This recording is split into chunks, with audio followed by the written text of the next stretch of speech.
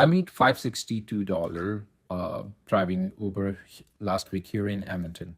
So 40 trips, $20 online, and I'm going to break it down completely right now because I see drivers every day who have no idea what they're actually making after the taxes, fuel, maintenance, insurance, and everything. And this is the video I wish someone has made me when I started. So here is what Uber showed me for the week on the March 30th to April 5th. So my net fare was $418. So the promotion added another 136. Tips were about $15 and my total gross earnings was 500. And now, right away, I want to flag something. Uber deducted $6.99 in tax. That's total.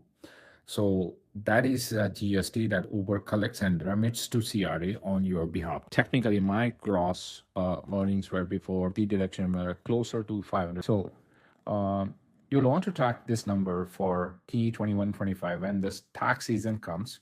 So it's not the deposited amount. This is the number most drivers report completely wrong. So they report what amount hits their bank account. So CRA wants your gross. So you'll have to have a backup for that. And now let us talk about time. I was online for 22 hours and 4 minutes and that week.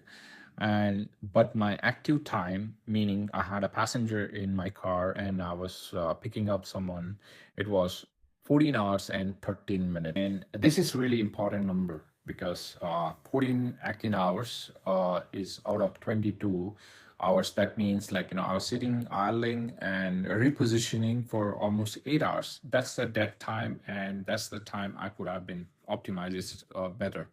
So Uber calculated my earnings at be 26.5 per booked hours, excluding tips. So with the tips included, my effective rate on an active hours comes near to 39 per active hours. So that is a solid number. That is above minimum wage in Alberta.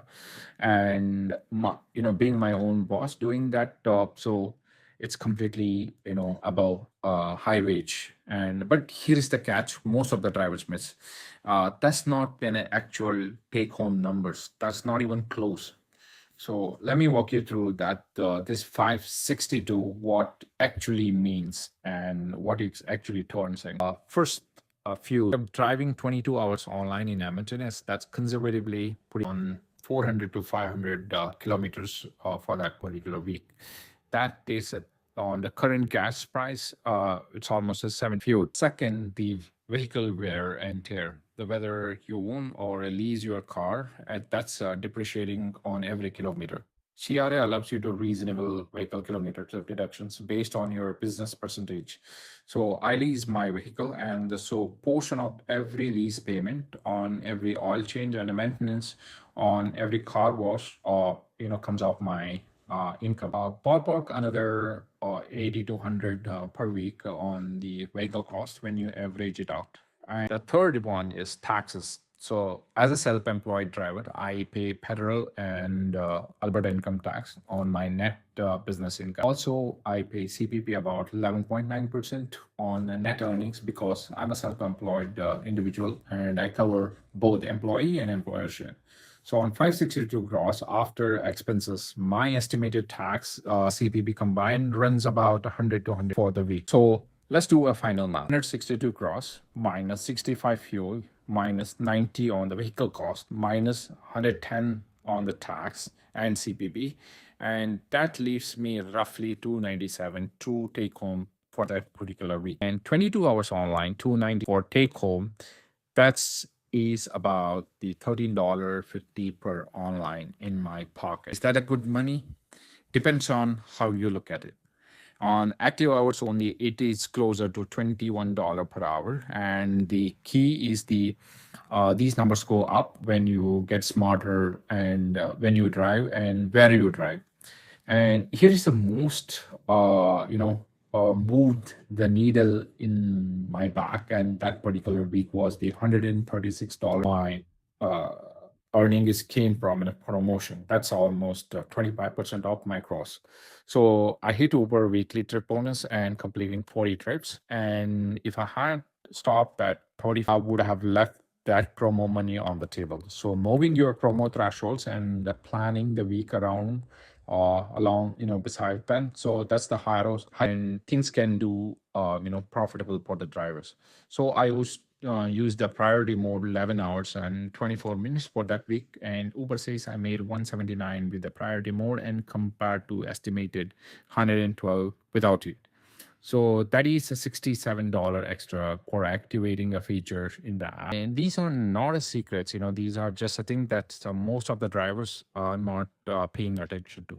So now here is the tax side that I want every driver to watching about and get right. So every week you need to be tracking three things: your mileage, your if you use an app, make sure that apps tracks that car wash and your all the receipts, maintenance, every single thing, and your gross earnings from the Uber app or the Lyft app. So not just deposited into your bank account. And at the end of the year, all of this goes to T20, so which is your statement of your business activity for to file your taxes, and your business use percentage, your vehicle cost, and your phone bill portion, and it reduces your taxable income. So that is how you legally pay less tax than a driver who tracks nothing. I'm not a CPA, but I work with one, and I this is real. And do not leave money on the table. So if you are driving in, for Uber in Edmonton 2025, is it worth it? The question is, it's completely depends on you. Like, how do you track your expenses and how do you manage your Uber income?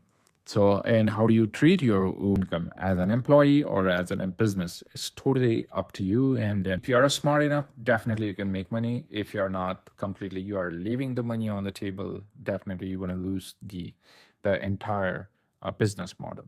So if you like this video, please join the 2% community, and I'll see you on the next video.